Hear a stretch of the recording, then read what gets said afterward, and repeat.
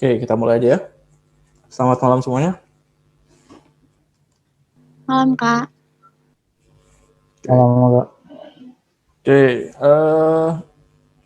kita hari ini bakal nerusin materi yaitu dualisme gelombang partikel yang masih di fisika modern.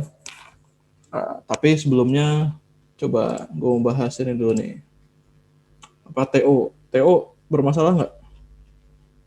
Gimana hasil TO? Ya, masih banyak yang 200-an ya.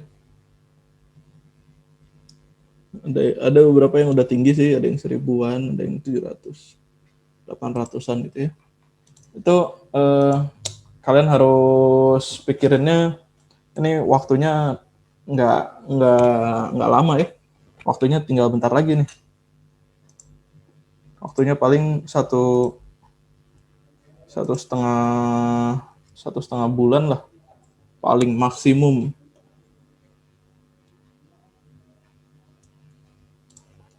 Ini minggu depan aja udah Maret. Kalian kan tesnya April pertengahan ya, anggaplah sebulan gitu. Kalian cuma punya waktu sekitar kira-kira sebulan lagi. Di sekolah ada kegiatan apa lagi nggak?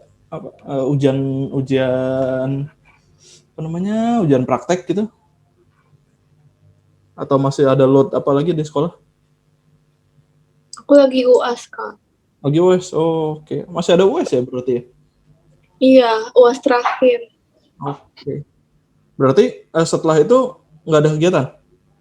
Setelah itu aku masih ujian praktek, terus baru ujian sekolah. Oke. Baiklah, ya inilah ya. Ya mesti pinter-pinter ngatur waktu karena ini memang kalian waktunya sempit banget gitu. Karena kan juga ada urusan sekolah gitu. Ya bukan sisa waktu yang ideal, tapi harusnya kalian masih bisa dapat sesuatu sih di 1,5 bulan ini. Cuman jangan mikir juga 1,5 bulan itu cukup. Jadi maksudnya kalian ngasih targetnya jangan ketinggian gitu. Kalau misalkan lu sekarang nilai TO-nya rata-rata 200-an gitu, ya jangan pengen jadi 1000 gitu. Karena kejauhan, nggak mungkin. Maksudnya kalau targetnya kejauhan, kadang-kadang kita juga bikin jadi males ngejarnya. Bikin targetnya yang kalian bisa semangat banget ininya gitu. Kalian bisa semangat banget ngejarnya gitu. Misalkan gue pengen ini gue sekarang rata-rata 200-an, gue pengen 700. Nah, itu mungkin lu sikat-sikat aja 700 mah masih kekejar harusnya gitu, dalam waktu 1,5 bulan misalkan begitu. Tapi kalau ya namanya juga proses belajar ya, nggak mungkin ada yang instan. Jadi ya menetapkan targetnya jangan yang muluk-muluk, tapi setinggi mungkin, tapi jangan yang muluk-muluk gitu, yang kalian bisa kejar gitu. Jadi kalau misalkan bikin targetnya benar, nanti enak juga milih jurusannya gitu. Jadi kelihatan bisa milih kemana aja sih gitu. Yang kemungkinan lulusnya besar. Gitu ya kira-kira mah ya. Ya tricky lah ini pasti. Tiap orang pasti punya strategi beda-beda dan gue nggak bisa pukul rata gitu, nggak bisa semuanya gini, nggak bisa. Harus masing-masing punya ini sendiri lah, punya strategi tersendiri lah. Oke, itu juga kalau soal ngejar materi ini kan kita ketemu juga cuma seminggu sekali. Kalau misalkan lu ngejar ada materi-materi yang lu kejar sendiri, kalau misalkan ada yang mau ditanyain silahkan nih, WhatsApp gue terbuka untuk bertanya. Oke. Nah, hari ini gue akan masuk ke dualisme gelombang dan partikel. Nah, ini sebetulnya bab yang cukup cukup menggugahnya dalam arti ini membuat keributan pada masanya gitu. Maksudnya membuat keributan tuh sangat mendobrak sekali perkembangan fisika pada zamannya. Makanya memang si fisika modern ya ini salah satu yang menarik juga. Nah, waktu itu kita udah sempat bahas relativitas. Ini ada yang paling panjang dibahas di dualisme gelombang partikel itu adalah efek fotoelistrik. Nah, efek fotoelastrik ini juga sebetulnya dia dibikinnya sama Einstein juga, mirip sama, bukan mirip, emang sama apa namanya, relativitas. Relativitas kan Einstein juga. Nah, ini tuh Einstein dapat Nobelnya karena fotoelastrik, bukan karena relativitas gitu ya. Yang menarik adalah si Einstein ini dia dapat Nobel, apa namanya?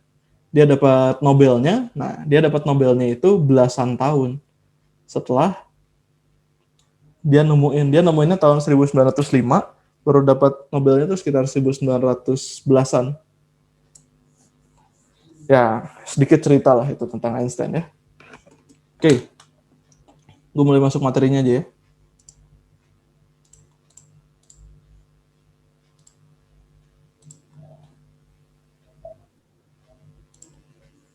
Oke.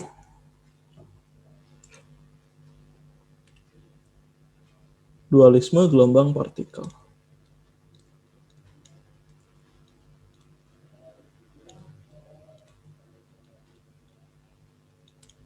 Ini apa sih sebenarnya, benda apa sih ini dualisme gelombang partikel ini?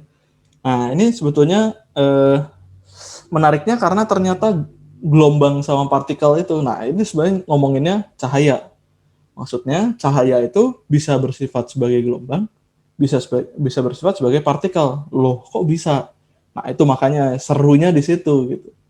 Nah, bisa bersifat sebagai gelombang, mungkin kalian udah pernah bahas juga di optika fisis. Nah, optika fisis itu membahas sifat-sifat fisis, sifat-sifat kegelombangan dari cahaya gitu. Itu optika fisis. Nah, yang sebagai partikelnya ini yang akan lebih utama dibahas di sini gitu. Nah, sekarang buat memisahkan gelombang dan partikel sebetulnya tidak terpisah pada akhirnya. Makanya akhirnya disebut dualism gitu. Duality, kalau bahasa ya lebih seringnya duality. Jadi memang dalam bahasa Indonesia sebenarnya dalam tanda kutip keduaan gitu. Jadi ada dua hal yang mereka nggak bisa terpisahkan, yaitu gelombang dan partikel. Dalam hal ini cahaya. Jadi gelombang cahaya dan partikel cahaya. Cuman untuk misahin kita nyebutnya seringkali itu dipisahkan berdasarkan ya apa ya, cara nyebutnya aja, istilah nyebutnya aja gitu. Cahaya kalau di bahasa Indonesia, partikel cahaya sama gelombang cahaya mungkin ya sama aja disebutnya cahaya. Tapi kalau kita ngomonginnya di bahasa Inggris, ini berbeda jauh. Ketika kita ngomongin cahaya sebagai gelombang, kita akan ngomong dia bahasa Inggrisnya adalah foto. Tapi ketika dia sebagai partikel, itu namanya adalah foton.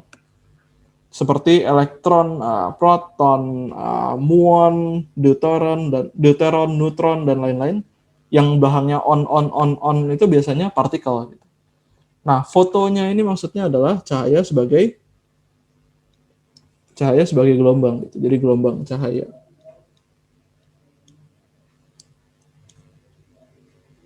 Nah, tapi kalau udah dikasih on belakangnya, dikasih n gitu ya, jadi foton, ini adalah partikel cahaya.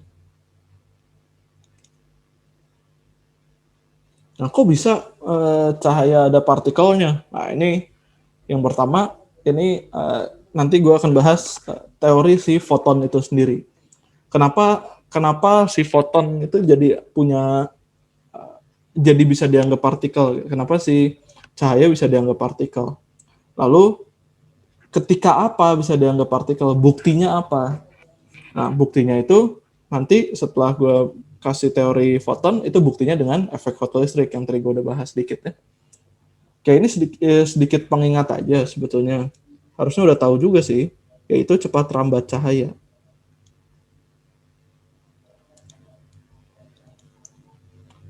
Cepat rambat cahaya itu adalah C, ini 3 dikali 10 pangkat 8 meter per sekon gitu ya. Ini harusnya udah tahu lah ya. Sebetulnya nggak pas 3 sih, 2,9 sekian, saya lupa angka tepatnya. Tapi sering dibulatkan menjadi 3 kali 10 pangkat 8 meter per sekon. Nah, ini akan kita pakai terus-terusan selama fisika modern ya. Jangan sampai lupa. Nah, terus karena ini adalah cepat rambat, maka kan cepat rambat itu kan kalau di Gelombang ada yang masih ingat nggak? V itu sama dengan lambda F. Berarti untuk cahaya, C itu sama dengan lambda F gitu ya. Dan berarti F itu adalah C per lambda, dan lambda itu adalah C per F. Begitu ya. Oke, yang pertama akan dibahas di dualisme gelombang partikel adalah si teori foton itu sendiri. Jadi, teori foton ini ngebahas tentang energinya si foton. Jadi, kalau kita anggap si foton itu adalah murni dia hanya gelombang saja, artinya energinya itu hanya tergantung pada amplitudonya gitu. Sebenarnya pada intensitas gitu. Intensitas kan tergantungnya sama amplitudonya gitu.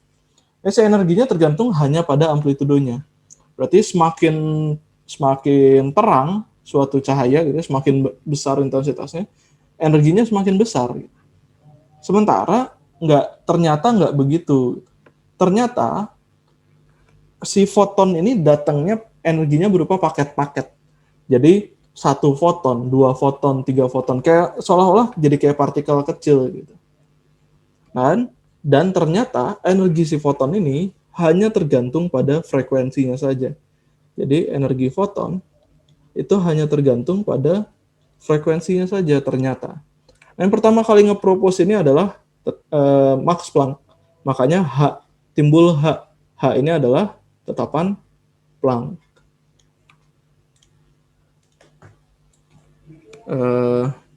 Ini energi,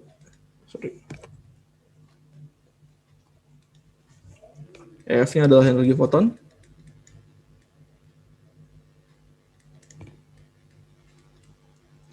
H-nya adalah tetapan Planck.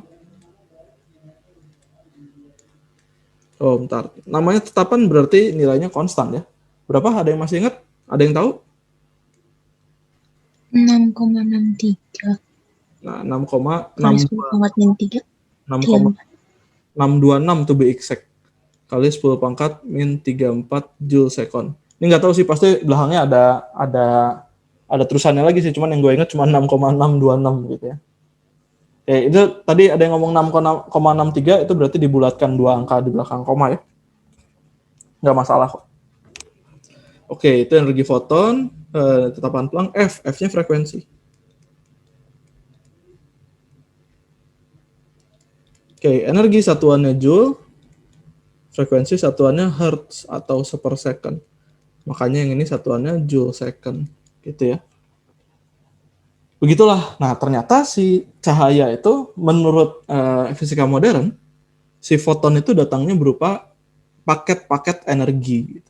Paket-paket energi yang disebutnya akhirnya kuanta.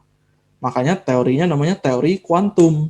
Teori kuantum mirip sama data sama datum kalau kalian pernah tahu. Data itu kumpulan datum gitu ya. Nah, jadi si kuanta itu juga adalah kumpulan dari kuantum. Maksudnya adalah setiap si foton itu dia membawa satu paket energi. Dan paket energinya ini tidak bisa dipecah. Maksudnya 1 foton, 2 foton, 3 foton, 4 foton, dan seterusnya gitu. Nggak bisa kita ngomong dia datangnya 5,5 paket, nggak bisa. 5,5 kuantum, nggak bisa. Ya cuman paket-paket gitu. Dan itu diskrit dan terkuantisasi. Jadi poin pentingnya dari salah satu poin pentingnya dari teori foton adalah dia energinya itu terkuantisasi. Quantized gitu ya. Jadi kayak tangga, nggak continuous gitu. Kita nggak bisa ngomong 1,5 foton. Kita cuma bisanya ngomong 1 foton, 2 foton, 3 foton, 4 foton, dan seterusnya. Itu di teori foton. Nah, lalu ini sebetulnya menentang pandangan fisika modern yang tadi gue bilang bahwa menentang pandangan fisika klasik yang tadi gue bilang bahwa energi itu tergantung pada amplitudonya. Ternyata itu kalau gelombang aja, kalau bukan cahaya, iya betul tergantung sama amplitudonya aja. Tapi kalau gue bawa ke fisika modern, jadi nggak begitu. Nah, dibuktikannya sama efek fotoelektrik Einstein gitu. Paling gampang banget buat ini dengan efek fotoelektriknya Einstein. Nah, Einstein menjelaskan efek fotoelektrik untuk membuktikan teori foton. Nah, yang menarik lagi adalah Einstein ngebuat efek fotoelektrik itu tanpa sekalipun melakukan percobaan. Jadi percobaannya orang yang nyobain gitu, bukan dia gitu. Jadi dia udah bikin teorinya cuma hasil pemikirannya dia doang, cuma hasil ngitung-ngitung doang on paper, nggak pernah sekalipun percobaan. Lalu dia publish, lalu nggak ada yang percaya hasil temuannya dia. Baru setelah itu ada orang yang membuktikan dan ternyata di laboratorium di percobaan terbukti benar gitu. Itu menarik banget sih, bahwa dia nggak pernah nyobain gitu. Tapi ternyata benar, sakti banget. Nah, setelah itu terbukti benar, dia dapat Nobel. Makanya rada lama sejak dia bikin.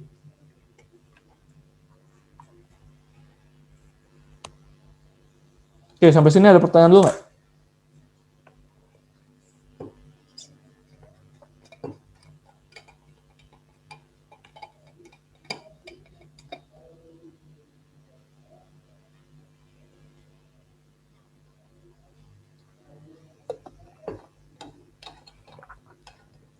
Nggak ada ya?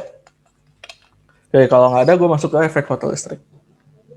Nah, efek fotoelektrik, gue perlu penjelasan sedikit tentang teori atom sebetulnya. Teori atom nanti juga akan dibahas lebih lanjut di sini di fisika modern gitu. Tapi gue mau ngasih overview-nya aja dulu. Teori atom mungkin kalian udah pernah dapat di apa namanya?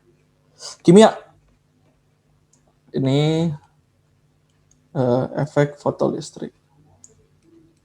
Nah, tapi sebelum ke efek fotoelektrik, gue perlu ngejelasin dulu tentang teori atom model atom. Oke, ada yang masih ingat nggak? Apa aja sih teori model atom? Yang memulai siapa sih?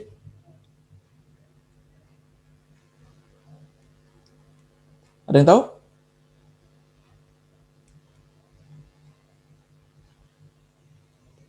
Nggak ada yang tahu? Seriusan?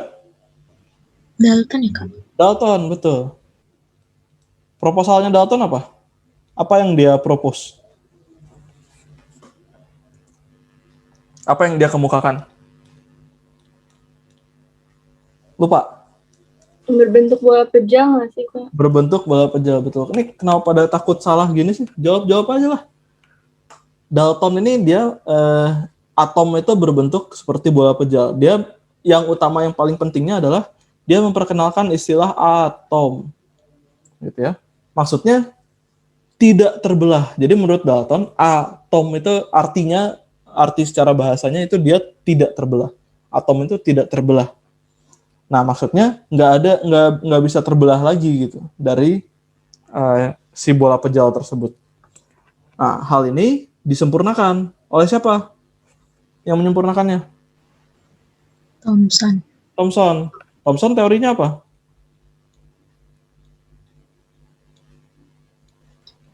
Atom itu mirip roti kismis gitu ya kak? Mirip roti kismis. Jadi kata kuncinya memang roti kismis.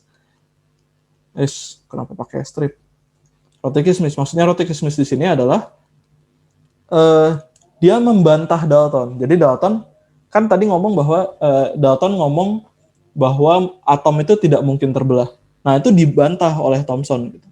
Dibantahnya dengan atom itu masih mungkin dibelah. Masih mungkin dibelah, dan isinya itu adalah muatan-muatan positif dan negatif yang tersebar merata di seluruh atom, di seluruh atom tersebut gitu. Dan tersebar meratanya itu seperti roti kismis. Makanya yang famousnya ya paling gampang cara ingatnya Thomson tuh roti kismis. Nah, hal ini lalu dibantah lagi oleh siapa? Rutherford apa teorinya?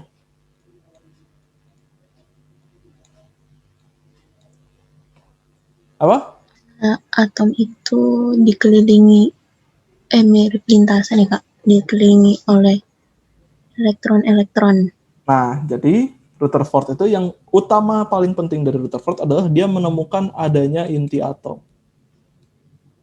Jadi ternyata menurut kalau Thomson kan tadi atom itu terdiri dari muatan-muatan positif dan negatif yang tersebar merata. Berarti kan penuh. Nah, menurut ternyata dibantah oleh Rutherford, enggak, ternyata atom itu lebih banyak terdiri dari ruang kosong. Ada ruang yang enggak kosongnya, yaitu inti atom yang bermuatan positif. Dan ada muatan-muatan negatif yang mengitari inti atom tersebut. Dia melakukan ini menghasilkan teori ini dengan melakukan percobaan gold foil, lempeng emas gitu ya. Dia jadi menembakkan partikel alfa ke gold foil, ke lempeng emas. Nanti gue bakal jelasinnya lebih lanjut di teori di model atom yang nanti ya. Lalu yang keempat, dia disempurnakan lagi oleh siapa? Niels Bohr. Niels Bohr. Niels Bohr teorinya apa? Apa yang dipropos oleh Bohr?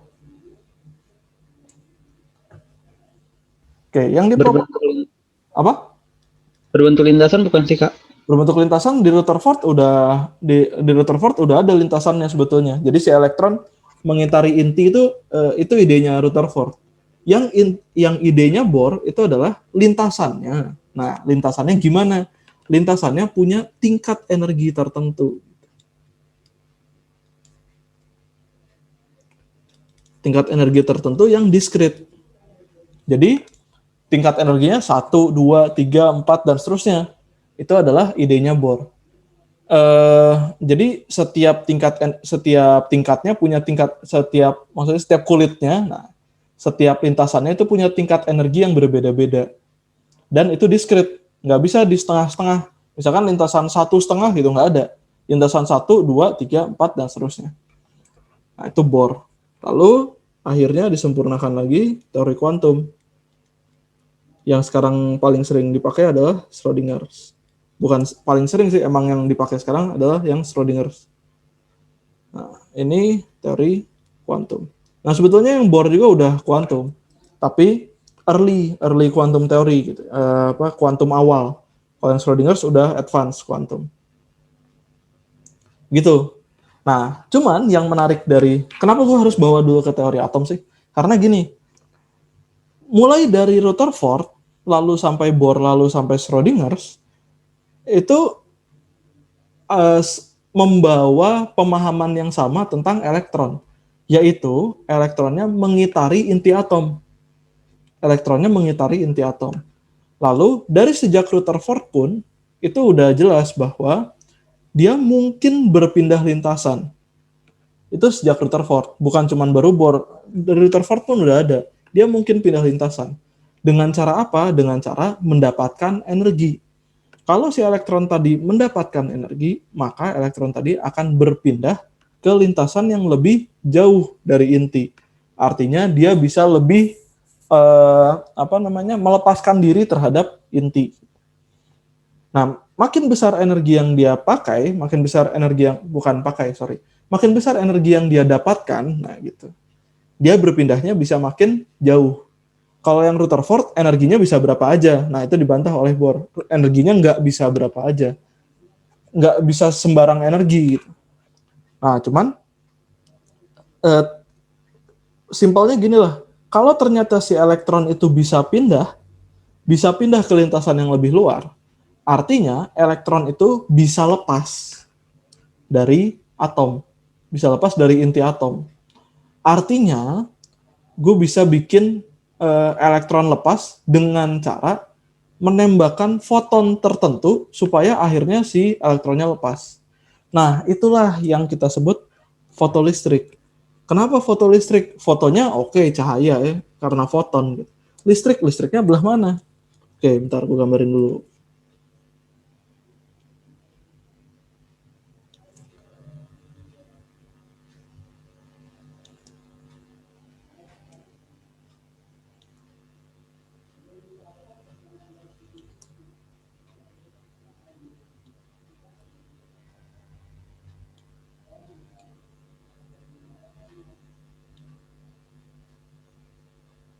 ya.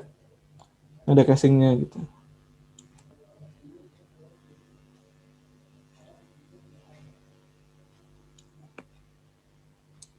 Ini ada lempeng logam, lempeng logam. Lalu salah satu lempengnya disinari oleh foton.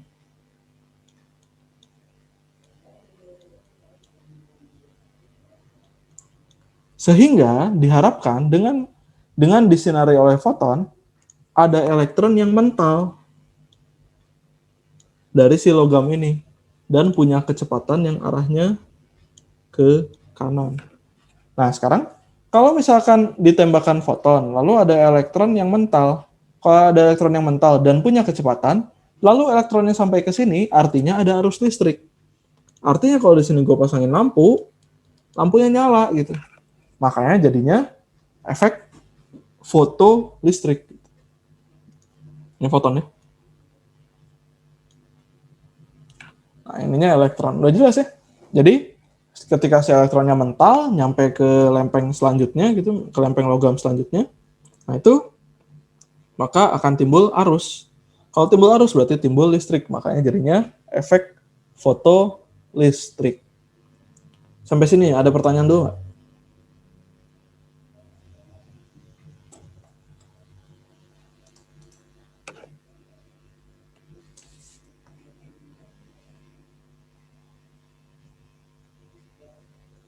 Oke, nggak ada ya? Oke, sekarang gini. Ini ada apa namanya perbedaan pandangan. Nah, ini yang tadi gue sempat singgung di awal, yaitu tentang antara fisika klasik sama fisika modern. Nah, menurut fisika klasik itu kan si energi itu tergantung pada amplitudo.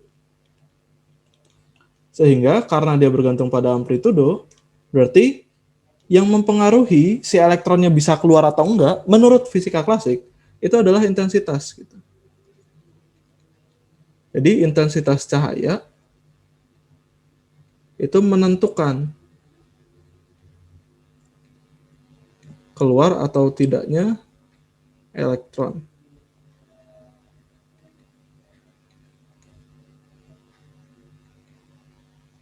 Ya. Jadi intensitas cahaya menentukan keluar atau tidaknya elektron. Itu menurut fisika klasik. Jadi kalau menurut fisika klasik, cahaya redup sama cahaya terang itu lebih efektif yang cahaya terang. Karena menurut fisika klasik ya energinya lebih besar karena lebih terang. Satu lagi, berlangsungnya itu tidak mungkin spontan. Tidak spontan.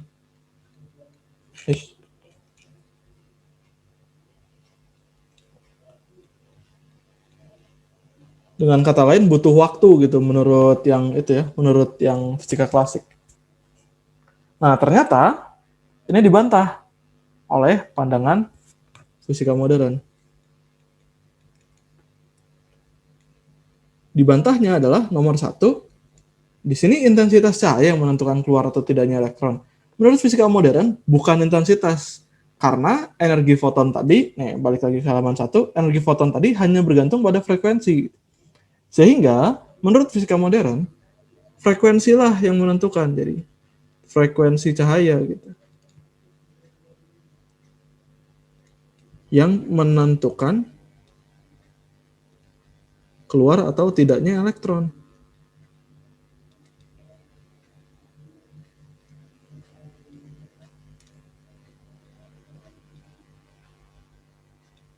Frekuensi cahaya yang menentukan keluar atau tidaknya elektron. Jadi kalau frekuensinya kurang, dia nggak bisa keluar. Mau seredup apapun cahayanya, kalau frekuensinya cukup, itu dia tetap bisa keluar. Menurut pandangan fisika modern.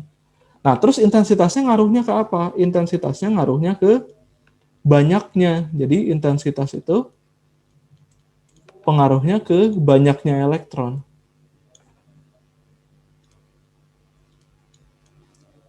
Jadi kalau misalkan si cahayanya udah cukup frekuensinya buat nendang si elektron keluar itu dari logamnya, udah ketendang nih elektronnya. Nah, kalau intensitasnya makin besar, elektron yang terpental makin besar. Ngaruhnya ke apa? Kok bisa sih? Karena yang tadi gue bilang soal paket-paket energi. Jadi si energi fotonnya datang, itu kan paket-paket energi. Kalau intensitasnya makin besar, itu paket-paket energinya makin banyak. Dan satu paket energi itu hanya bisa menendang satu elektron. Jadi satu foton itu menendang satu elektron. Jadi satu foton numbuk satu elektron, elektronnya mental. Satu foton numbuk satu elektron, elektronnya mental. Dan gitu terus semuanya. Begitu terus. Oke, satu lagi adalah terjadinya secara spontan. Jadi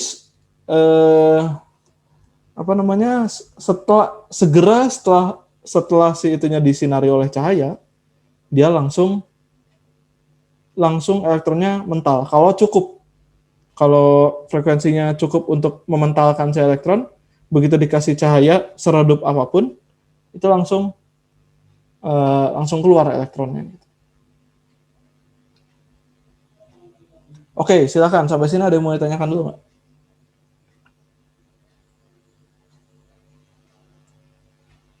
Nah, ini foto listrik ini memang ribetnya di pemahamannya. Ngitungnya nggak terlalu ribet. Nggak ribet-ribet amat.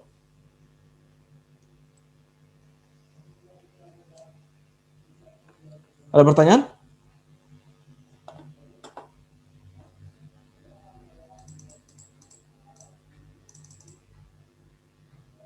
Oke, nggak ada pertanyaan ya? Oke, gue lanjut. Tuh, sekarang berarti kan wajarnya gini. Logikanya gini. Ada energi minimum, ada energi foton minimum supaya si elektronnya bisa lepas. Nah, itu namanya adalah fungsi kerja. Gitu. Jadi di sini itu namanya adalah fungsi kerja. Fungsi kerja atau energi ambang batas.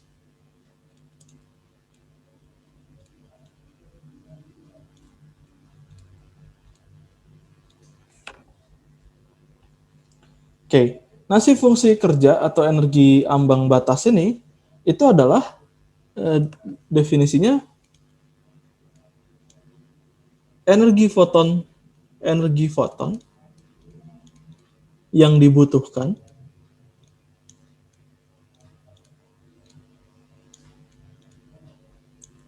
agar elektron tepat hampir lepas.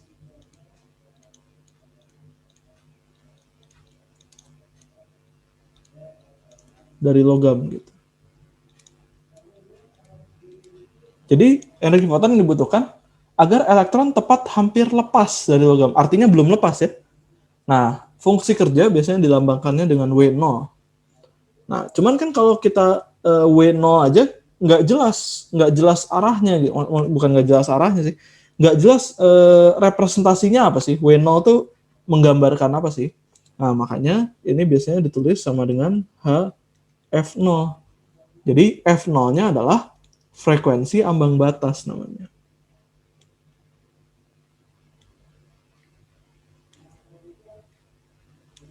Jadi keterangannya di sini W0-nya adalah fungsi kerja. H-nya udah jelas, tetapan Planck.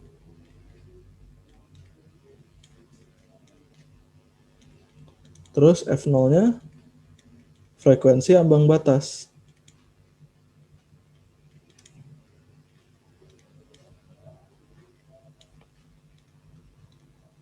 Ya, fungsi kerja, tetapan Planck, frekuensi ambang batas. Nah, frekuensi ambang batas adalah frekuensi foton yang harus dipakai untuk supaya elektronnya tepat hampir lepas, gitu ya.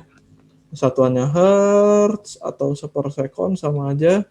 Ini joule sekon. Gitu ya. Nah, sehingga energi foton yang dikasih ke logam tersebut pertama-tama harus dipakai untuk melawan fungsi kerja terlebih dahulu.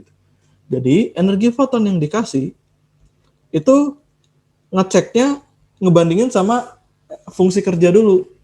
Kalau energi foton yang dikasih kurang dari fungsi kerja, maka nggak mungkin ada elektron yang keluar dari si logam tersebut. Nah, kalau ternyata si energi foton itu cukup untuk melawan fungsi kerja, sisanya itu berubah menjadi energi kinetik elektron. Nah, inilah yang ini sebenarnya prinsip fotoelektrik itu cuma ini doang. Maksudnya bukan prinsip sih. Prinsipnya yang tadi yang gue jelasin yang panjang itu. Nah, ini tuh ngitungnya cuma gini doang sebetulnya. Jadi, energi foton yang ditembakkan ke logam itu pertama-tama itu akan dipakai untuk melawan fungsi kerja terlebih dahulu.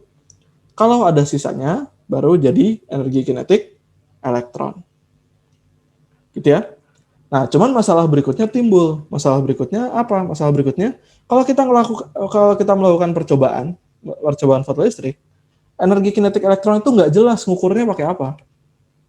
Bendanya kecil, kecepatannya besar. Ngukurnya pakai apa nggak jelas.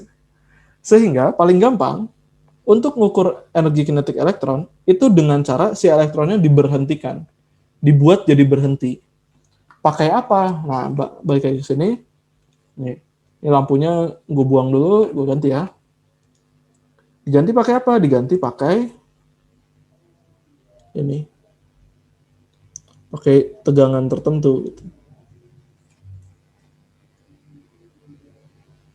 Jadi, maksudnya gimana? Sekarang gini. Ada foton nembakin logam. Elektronnya udah keluar. Tapi gimana caranya? Nah, si sumber tegangan ini, si baterai lah ya, anggap aja baterai, sumber tegangan, si GGL ini, nah, si GGL ini itu mencegah si elektron jangan sampai nyampe ke sana. Makanya tegangannya disebutnya phase stop, stopping voltage. Tegangan yang membuat si elektronnya berhenti. Nah, sekarang kenapa bisa berhenti? Karena gini, ini disenadarin foton, elektronnya udah keluar nih. Cuman kan yang ini dihubungkan dengan kutub positif, ini positif negatif ya. Ini harusnya lu udah tahu sih. Baterai yang panjang garisnya itu positif, ini negatif. Nah, yang ini lebih positif, yang sebelah kiri lebih positif, yang sebelah kanan lebih negatif.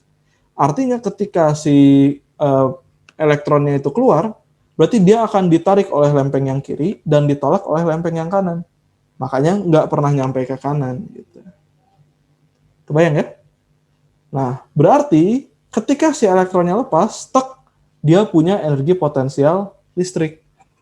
Jadi energi kinetiknya berubah jadi energi potensial listrik. Jadi di sini energi foton sama dengan W0 ditambah energi potensial listrik stopping energi jadinya gitu ya. Berarti energi fotonnya adalah W0 ditambah energi potensial listrik kan Q kali V. Cuman ini muatannya udah jelas muatan elektron gitu. Nah, ini V-nya namanya phase stop, stopping voltage. Berarti EF sama dengan W0 plus E dikali phase stop. E maksudnya muatan elektron ya. Muatan elektron berapa? Ada yang masih ingat?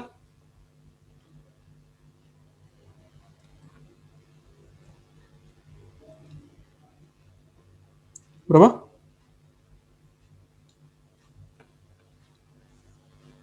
Berapa muatan elektron? Gak ada yang tahu? Seriusan?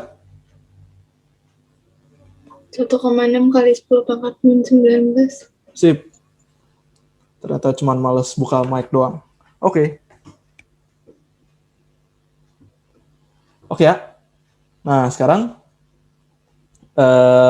ini ya, itu apa persamaan yang akan kita pakai kalau kita bahas fotolistrik. Sampai sini ada yang mau tanya dulu nggak?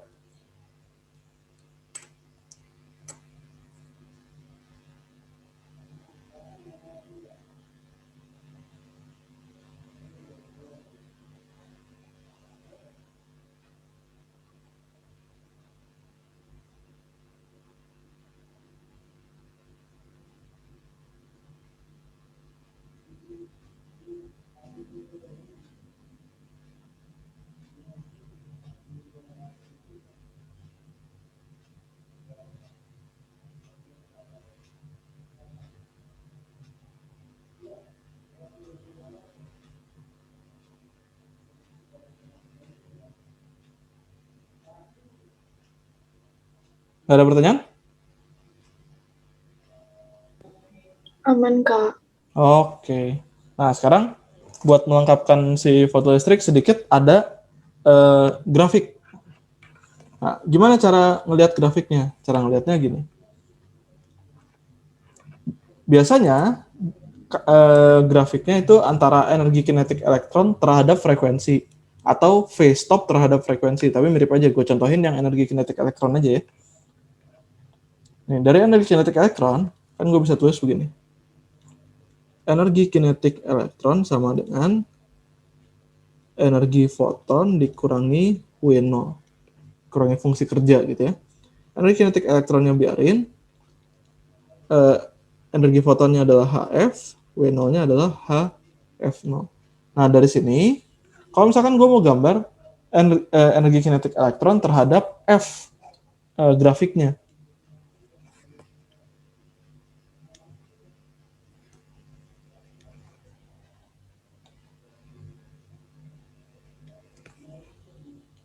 Ini energi kinetik elektron, ini F. Nah, sekarang, berarti dari sini, gue harus cari titik potongnya dong. Ketika F-nya sama dengan 0, artinya energi kinetik elektron sama dengan H dikali 0 dikurangi HF0.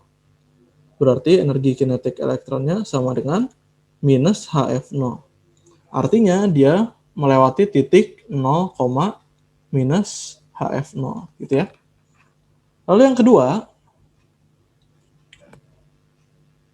kalau energi kinetik elektronnya sama dengan 0, maka HF min HF0 itu sama dengan 0.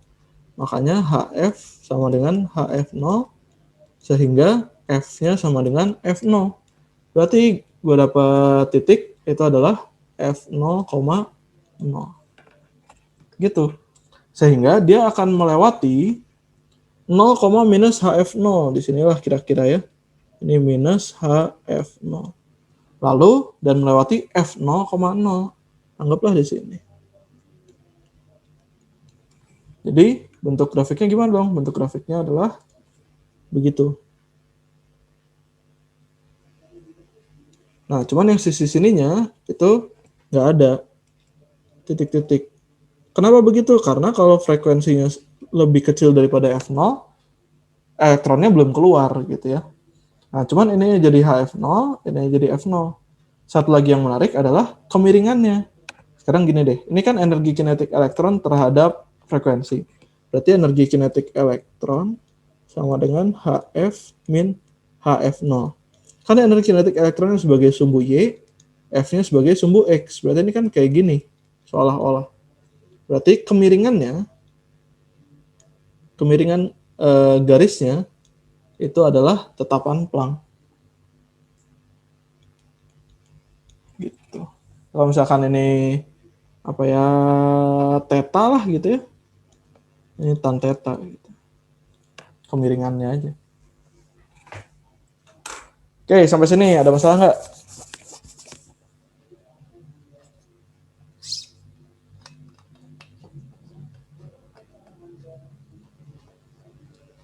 Kalau nggak ada masalah, kita lanjut ke momentum. Momentumnya foton. Energi, massa, diam, dan momentum foton.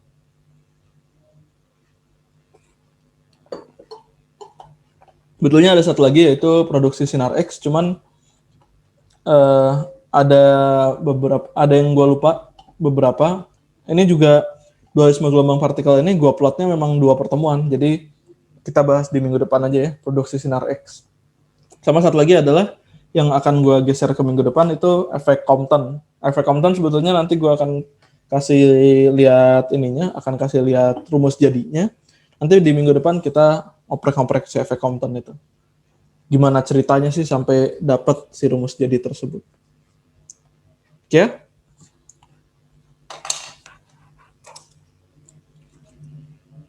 Sekarang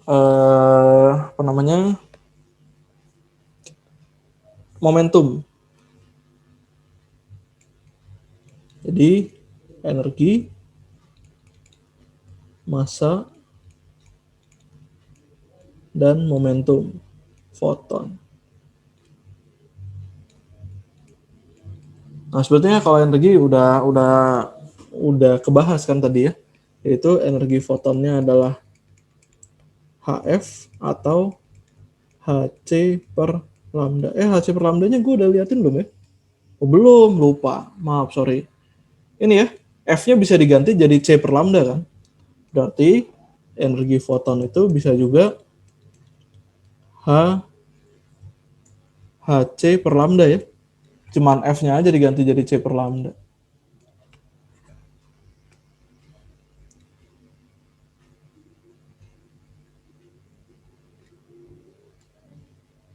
Gitu ya.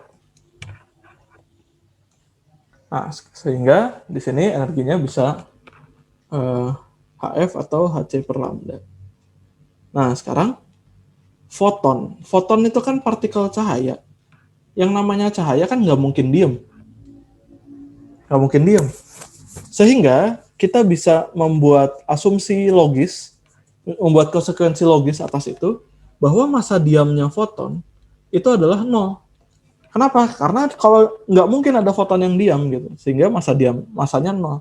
Nah, kenapa kita perlu bikin asumsi ini? Karena gini, kalau misalkan kita anggap M0-nya tidak sama dengan 0, ketika misalkan kita ngitung momentum, itu kan gamma M0V. Nah, gamanya sendiri 1 per akar 1 min V kuadrat per C kuadrat kan. Nah, sementara kalau foton itu kan kecepatannya sama dengan kecepatan cahaya ya, karena dia adalah cahaya gitu. Sehingga ketika gue masukin ke sini, C kuadrat per C kuadrat kan 1. 1 dikurangi 1 itu 0. 1 dibagi akar 0. Berarti undefined gitu. Tidak terdefinisi. Nah, karena tidak terdefinisi, maka nggak mungkin dong M0-nya ada nilainya gitu. Karena nanti momentumnya tidak terdefinisi. Padahal nggak mungkin momentumnya tidak terdefinisi gitu ya. Sehingga untuk momentum foton, kita pakai persamaan yang ini, kalau masih ingat. E kuadrat sama dengan E0 kuadrat plus PC kuadrat. Ini gue kasih di relativitas ya. E0-nya, nah karena M0-nya 0 berarti E0-nya 0. Energi foton, bentar dulu. Ini E kuadrat sama dengan PC kuadrat. Berarti E-nya sama dengan PC gitu ya. Nah, E-nya ini adalah HC per lambda sama dengan PC. C-nya coret, berarti gue punya P-nya sama dengan H per lambda.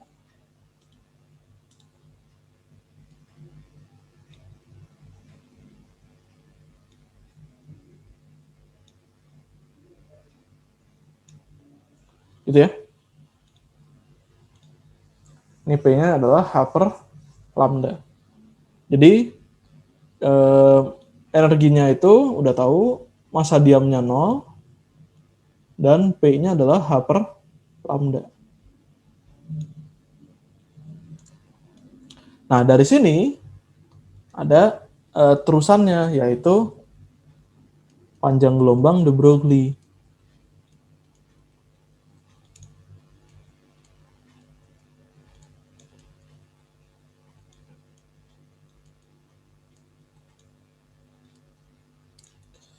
Nah, de Broglie ini sebenarnya bukan fisikawan kalau nggak salah, bahkan dia cuman performer apa gitu, lupa. Tapi dia baca ini dan dia simpelnya gini aja.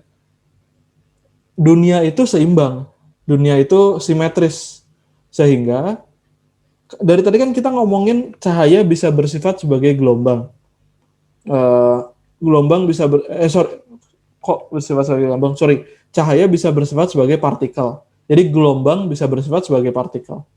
Nah, dengan alasan gelombang bisa bersifat sebagai partikel dan dunia ini simetris dan serasi, sehingga menurut de Broglie itu setiap partikel itu pasti punya panjang gelombang gitu. Jadi selain gelombang bisa bersifat sebagai partikel juga bisa bersifat sebagai gelombang. Nah, sekarang lihatnya di sini deh. P itu kan sangat partikel sekali, momentum gitu. Tapi yang sisi ruas kanannya itu lambda, berarti kan sangat gelombang sekali. Nah, ini memperlihatkan bahwa sebuah momentum, sebuah sebuah foton itu punya momentum gitu. Jadi gelombang punya momentum. Nah, tapi di sisi lain, De Broglie ngomong ternyata menurut dia partikel juga harus bisa punya panjang gelombang. Dari sini sebetulnya lambda sama dengan H per P. Itu doang. Jadi menurut De Broglie, setiap partikel itu juga bisa bersifat sebagai gelombang dan punya panjang gelombang, yaitu H per P. Nah, cuman masalahnya kalau kita ngomongin di yang masanya besar dan kecepatannya sangat kecil, masanya kecil dibandingkan kecepatan cahaya ya, lambdanya ini jadinya kita nggak bisa lihat, makanya nggak kelihatan gitu si panjang gelombang De Broglie ini. Begitu kira-kira. Silakan, ada yang mau ditanyakan nggak?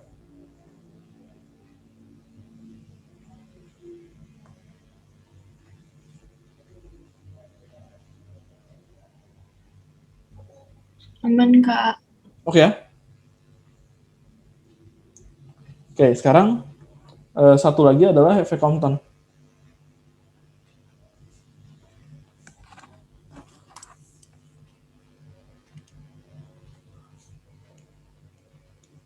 Ini akan gue bahas lebih lanjut di minggu depan sebetulnya. Ini akan gue kasih rumus jadinya aja dulu sementara.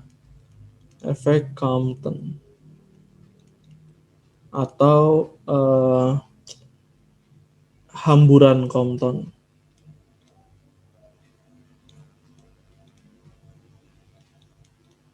Atau Compton scattering.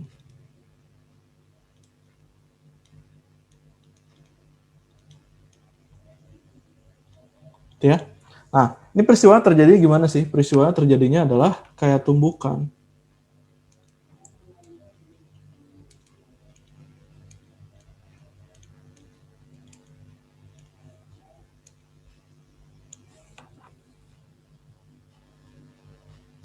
Kalau misalnya ada panjang gelombang, ada gelombang nih.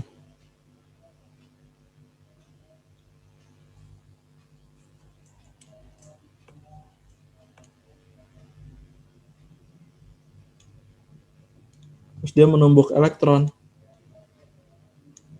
Sehingga elektronnya jadi punya kecepatan yang arahnya ke sini.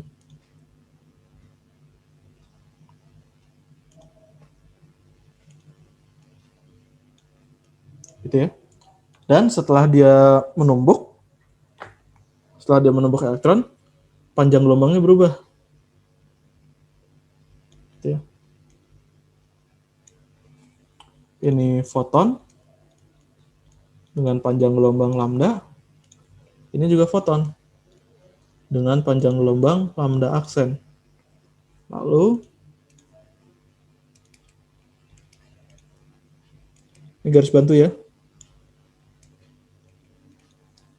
Ini sudutnya misalkan theta, ini sudutnya phi. Maka lambda akan sama dengan lambda aksen ditambah H per massa elektron dikali C 1 min cos phi. Nah, ini dapatnya dari mana sih? Dapatnya sebenarnya dari kekekalan energi dan kekekalan momentum. Jadi kita minggu depan akan bahas ini kekekalan energi dan kekekalan momentum dari si efek Compton ini ya. Jadi kalau kita peninjauannya kekekalan energi,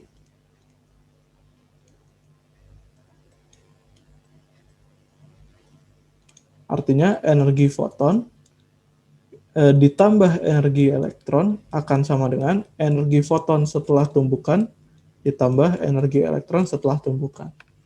Satu lagi, kekekalan momentum.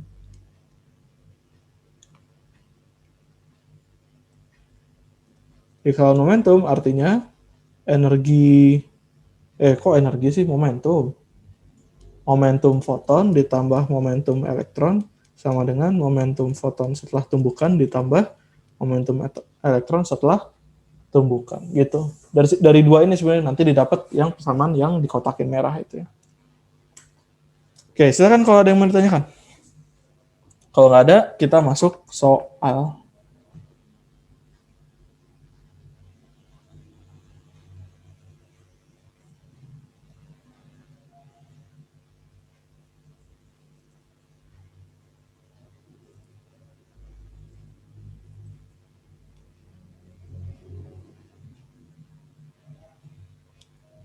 Nggak ada pertanyaan? Aman, Kak. Oke. Eh, kita masuk soal ya. Oke. Nomor 1, tolong bacakan Keisha. Foton dari cahaya A memiliki energi 2 kali energi foton dari cahaya B. Perbandingan antara momentum foton cahaya A dan cahaya B adalah Oke, yang ditanya perbandingan momentum ya. Yang kita tahu adalah energi. Jadi, cahaya A energinya 2 kali cahaya B. Berarti energi foton A itu 2 kali energi foton B. Berarti energi foton itu kan Hc per lambda sama dengan 2 dikali Hc per lambda B. H sama C-nya sama-sama punya, berarti lambda B sama dengan 2 lambda A. Udah dapat lambdanya. Sekarang tinggal ngitung yang ditanya, yaitu PA banding PB. PA itu adalah momentum. Momentum yang cahaya A. Momentum tadi adalah H per lambda. Berarti H per lambda A per H per lambda B. Hanya coret. Berarti PA per PB, lambda B-nya ke atas, lambda A-nya ke bawah. Berarti lambda B per lambda A. Lambda B-nya adalah 2 lambda A. Berarti PA per PB sama dengan 2 lambda A per lambda A. Dicoret, berarti sama dengan 2. Berarti 2 banding 1 ya, jawabannya adalah yang D. Gampang ya? Silahkan kalau ada yang mau ditanyakan nomor 1.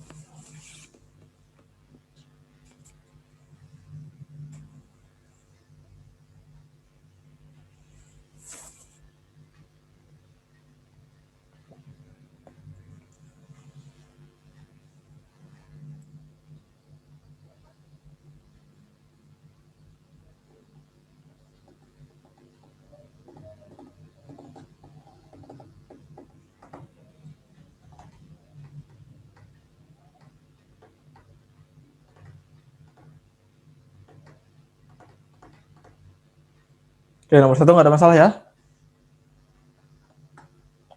Oke, gue clear dulu. Clear. Oke, sekarang ini nomor 2, efek Compton. Nanti gue bahasnya terakhir ya. Nomor 3 dulu deh. Nomor 3 nih efek fotolistrik. Oke, tolong bacakan Aquila.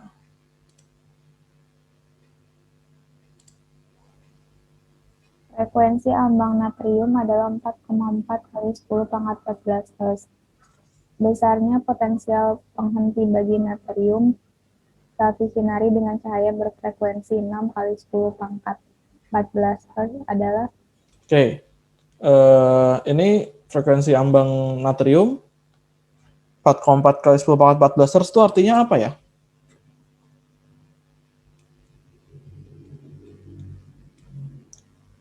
Yang ini 6 kali 10 pangkat 14 Hz itu artinya apa ya? Frekuensi ambang tadi apa namanya? Ada yang ingat?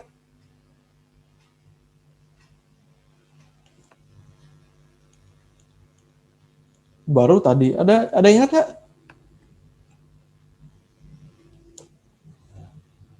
Frekuensi ambang itu adalah F0. Yang ini cahaya berfrekuensi, berarti ini F-nya. Gitu. Nah, yang ditanya adalah besarnya potensial penghenti. Oke, prinsipnya simpel. Prinsipnya adalah energi foton itu akan dipakai untuk melawan fungsi kerja terlebih dahulu. Akan dipakai untuk melawan fungsi kerja terlebih dahulu. Kalau cukup untuk melawan fungsi kerja, baru sisanya jadi energi kinetik elektron. Atau dalam kasus ini jadi melawan potensial penghenti, gitu, melawan energi potensial ini. Jadi energi potensial listrik stop. Stopping energi potensial listrik itu. Jadi energi potensial listrik yang untuk nyetop elektron gitu ya. Nah, sekarang pertanyaan dulu. Elektronnya bisa keluar atau enggak? Ini F0-nya 4,4 kali 10 pangkat 14 Hz, F-nya 6 kali 10 pangkat 14 Hz. Elektronnya bisa keluar nggak?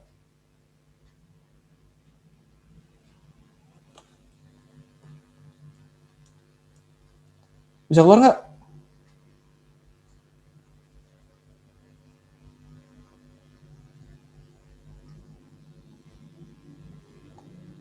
Bisa keluar nggak?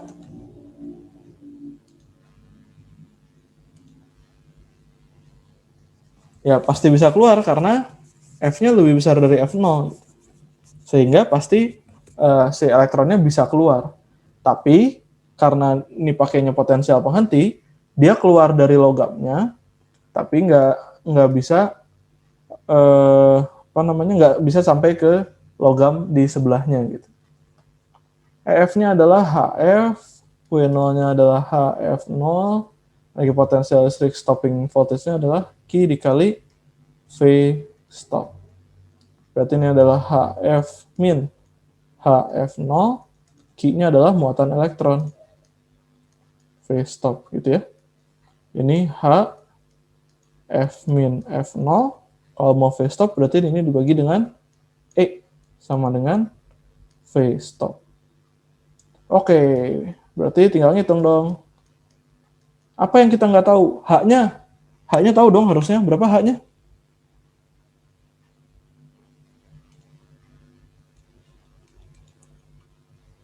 (6,6) dikali 10 pangkat min 34 Joule second.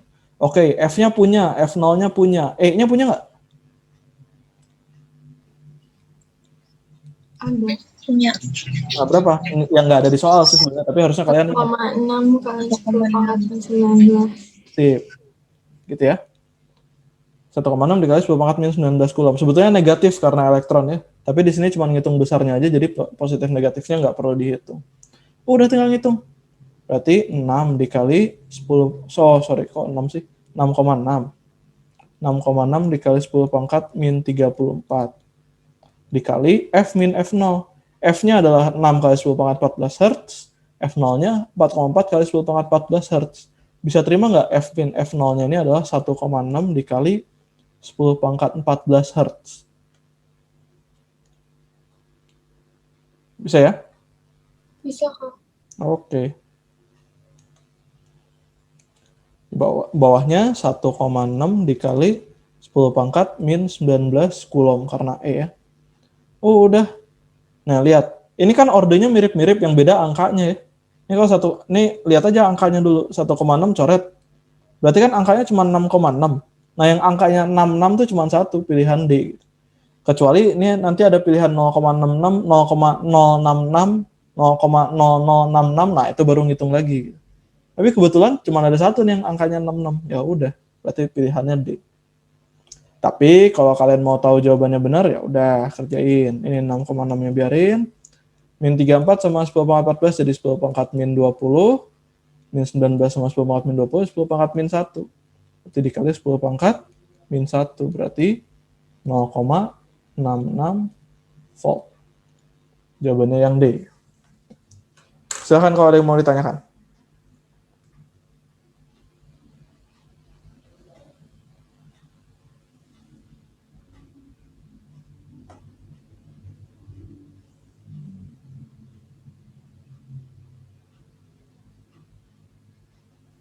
Aman, Kak. Aman ya?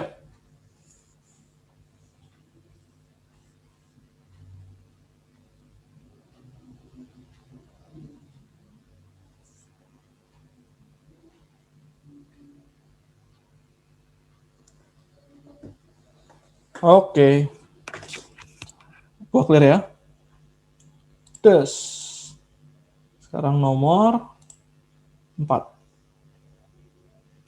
Oke, tolong bacakan siapa ya? Fania.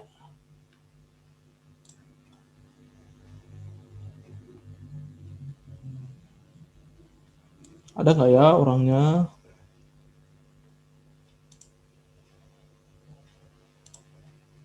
Ya udah ganti deh, Agnes. Panjang gelombang ambang sebuah logam adalah lambda. Ketika disinari dengan panjang gelombang lambda per 2, timbul energi kinetik elektron sebesar E.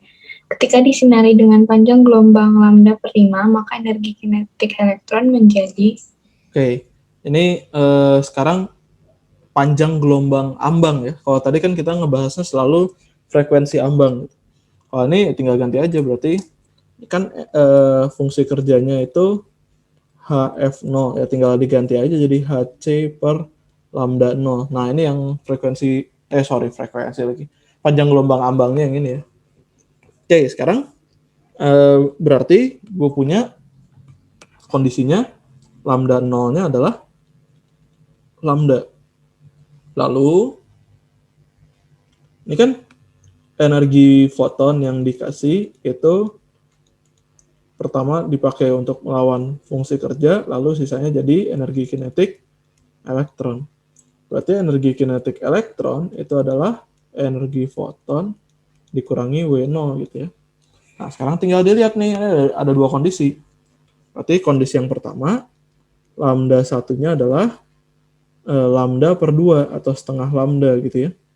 Berarti energi kinetik elektron yang satu itu adalah energi foton, berarti Hc per lambda 1 dikurangi Hc per lambda 0.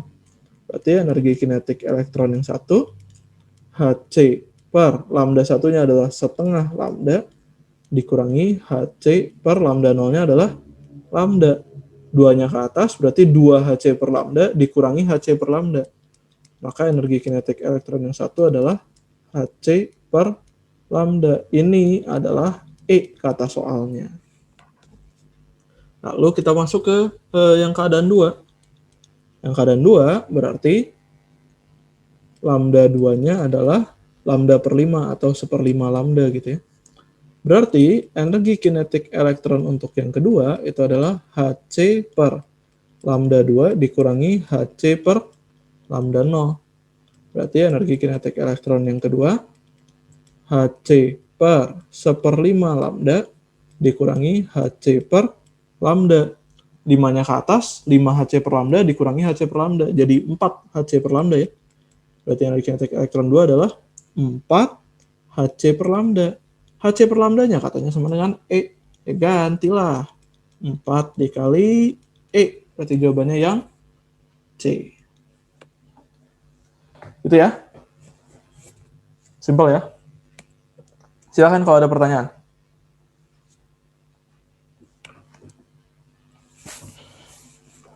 Kak, itu 1 per lambda 1 sama dengan setengah lambda. 1 per lambda 1 sama dengan setengah lambda. Enggak, lambda satunya yang setengah lambda.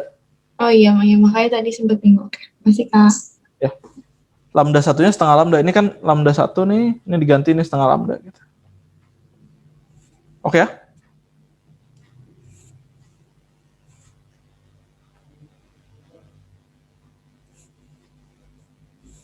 Silakan, ada pertanyaan lain nggak?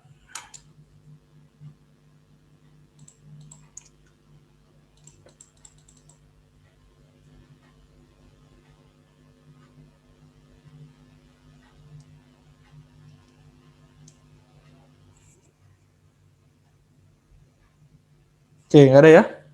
Oke, gue lanjut nomor 5. Ini gue clear dulu ya.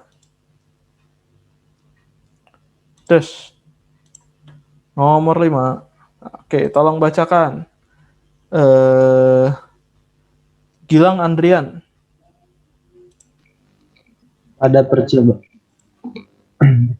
percobaan efek fotolistrik menggunakan radiasi perpanjang gelombang 300 ternyata diperlukan beda potensial nanti sebesar 2 kali beda potensial nanti dari radiasi yang berpanjang gelombang 500, maka energi ambang logam tersebut adalah Oke, 300 itu nm nanometer ya.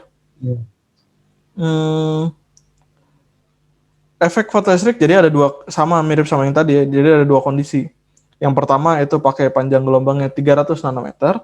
Yang kedua pakai panjang gelombangnya 500 nanometer. Nah, yang ditanyanya adalah energi ambang. Oke.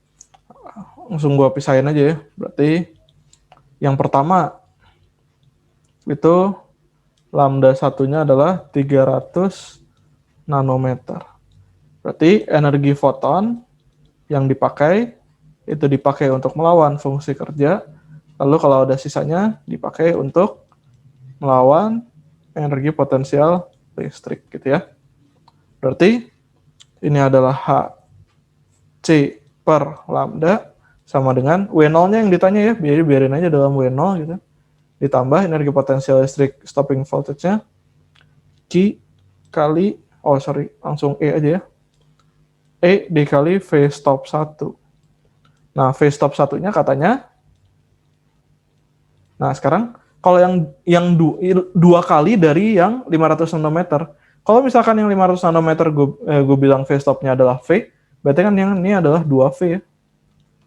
Ya udah, berarti HC ini lambda 1. HC per lambda 1 sama dengan W0 plus E dikali 2V. Berarti HC per lambda 1 sama dengan W0 plus 2EV. Gitu ya. Nah, sekarang dari yang kedua, lambda 2-nya 500 nanometer, dan V stop 2-nya itu V. Gitu. Sehingga energi foton sama dipakai untuk melawan fungsi kerja dulu, kalau ada sisanya dipakai untuk melawan energi potensial listrik. Berarti HC per lambda 2 sama dengan W0 plus E dikali V stop 2. Berarti HC per lambda 2 sama dengan W0 plus EV. Nah, kan kita mau ngitung W0-nya ya. Berarti si faktor EV-nya harus hilang. Berarti gue kali 2 aja. Jadi, gue terus ini 2HC per lambda 2 sama dengan 2W0 plus 2EV. Terus tinggal dieliminasi. Kurangin ya. Tapi nguranginnya ke atas saya biar positif ya. Ini 2W0 dikurangi W0. Jadi 2EV-nya habis. 2W0 dikurangi W0 adalah W0. Ini 2HC per lambda 2 dikurangi HC per lambda 1. Berarti W0-nya sama dengan, nah sama-sama punya HC nih. HC-nya bisa keluar dong. Berarti HC 2 per lambda 2 dikurangi 1 per lambda 1. Nah, coba kita hitung dulu deh. Nih di luar nih yang ininya nih. 2 per lambda 2 dikurangi 1 per lambda 1. Berarti 2 per lambda 2-nya adalah 500 nano. 500 dikali 10 pangkat min 9 dikurangi 1 per 300 dikali 10 pangkat min 9. Ini jadi 10 pangkat min 7 ya. Berarti 2 per 5 dikali 10 pangkat min 7 dikurangi 1 per 3 dikali 10 pangkat min 7. Lalu 10 pangkat min 7-nya bisa keluar. Yang ini 2 per 5 dikurangi 1 per 3. Samain penyebutnya per 15. 3 kali 2, 6. 5 kali 1, 5. 6 dikurangi 5, 1. Gitu ya. Berarti ini nilainya adalah 1 per 15 kali 10 pangkat min 7. Berarti W0-nya adalah 6,6 dikali 10 pangkat min 34 dikali 3 dikali 10 pangkat 8. Ini C, yang ini H. Dibagi berapa? 10 pangkat min 7 dikali 15. Nah, perhatikan yang menarik adalah ini angkanya sama semua. Yang beda itu adalah 10 pangkatnya. Ya udah, hitung aja 10 pangkatnya. Berarti W0 itu adalah, nih lihat, 10 pangkat min 34 sama 10 pangkat 8 kan jadi 10 pangkat min 26 ya. 10 pangkat min 26 sama 10 pangkat min 7 jadi 10 pangkat min 19. 10 pangkat min 19. Nah, angka depannya tinggal dicek aja. 6,6 itu dikali 3 kan sekitar 19, 20-an lah. Anggaplah 20. 20 dibagi 15 kan berarti 4 per 3. 4 per 3 berarti kan 1,33. Nah, cuman nih salah kunci jawabannya. Harusnya jawabannya adalah yang A. Gitu ya. Silakan kalau ada pertanyaan nomor 5.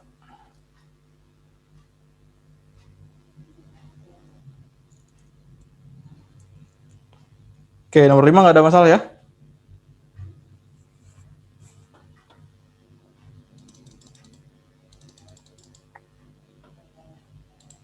Oke. Satu lagi yang belum adalah nomor 2. Ini gua clear dulu ya.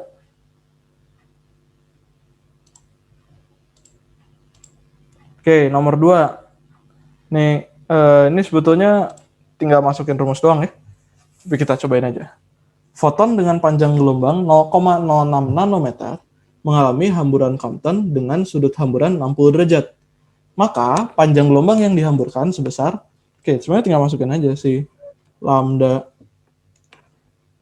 Lambda aksen sama dengan lambda ditambah H per M massa elektron dikali C dikali 1 min cos V, gitu ya. Nah, sekarang ini aja hitung dulu nih. Yang kanannya ini. Berarti, coba kita hitung ya. H per massa elektron dikali C, 1 min cos V. H-nya berapa? 6,6 dikali 10 pangkat min 34. Dibagi. Massa elektron berapa? Ada yang ingat? 9,11 ya, Kak. Ya, 9,1 dikali 10 pangkat 34. min 31. Ini. 9,1 dikali 10 pangkat min 31. Oh iya, ya. Oke, C-nya 3 dikali 10 pangkat 8. Nah, hamburannya 60 derajat. Cos 60 derajat berapa ya?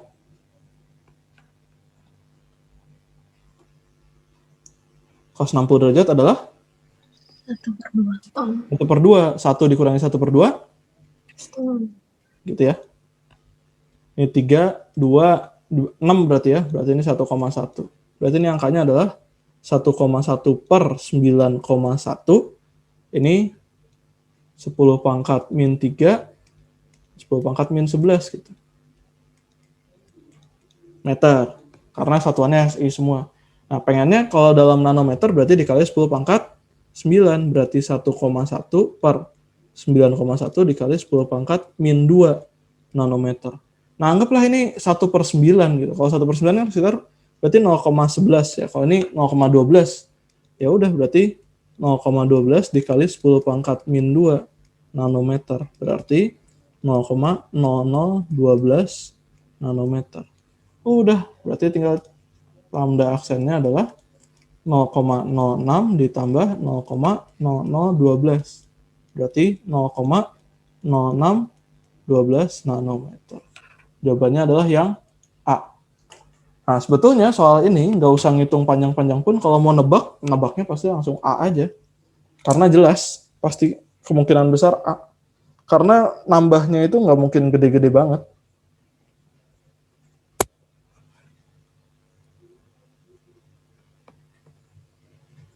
Ya, silakan kalau ada yang mau ditanyakan.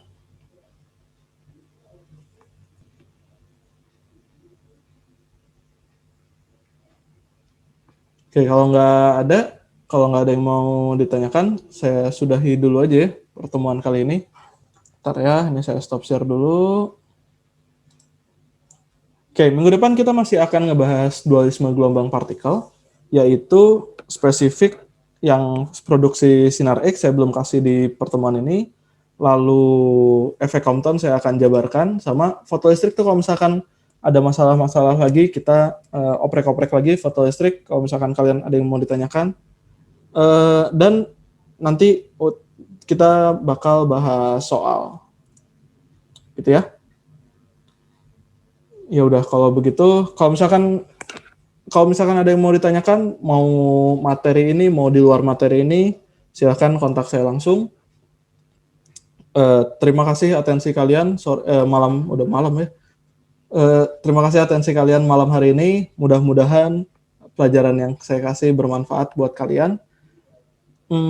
Sampai jumpa minggu depan. Mudah-mudahan saya sehat dan kalian sehat. Jadi kita bisa ketemu lagi di pekan depan pada hari dan jam yang sama. Oh, tapi mungkin kelasnya ditukar-tukar kan ya?